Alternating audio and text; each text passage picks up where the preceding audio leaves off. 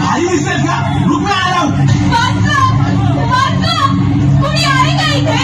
Please हा भाग रही हो. इथे कोणी पण तुझ्या मदतीला येणार नाही. ऐकम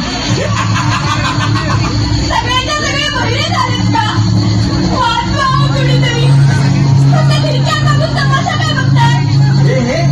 हे खिडकीतून वाकून बघणारे जर तुला वाचवायला आले असते ना तर ह्या देशात कधी बलात्कारच झाले नसते. तुझा हात माझ्या अंगाला लागण्यापेक्षा मी जीव देईन.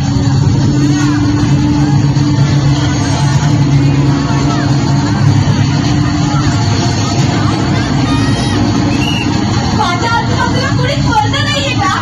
तर सगळे शंका जन्माला आले.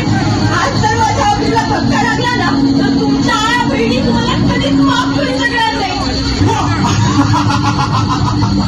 तुला काय वाटलं मी गेलो?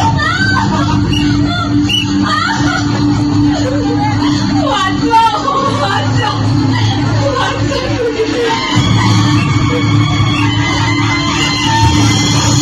जगदंब जगदंब दिल्लीचे तख्त राखणाऱ्या महाराष्ट्रातून हा कसला आवाज? महाराज! आज जर तुम्ही माझी अब्रू वाचवायला आले नसतात ना तर माझं काही खरं नव्हतं.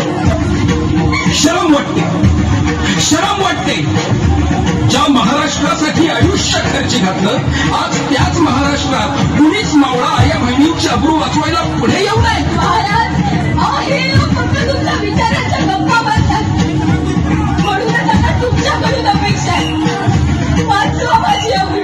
मी कुठे आणि कधीपर्यंत धावून येणार आहे?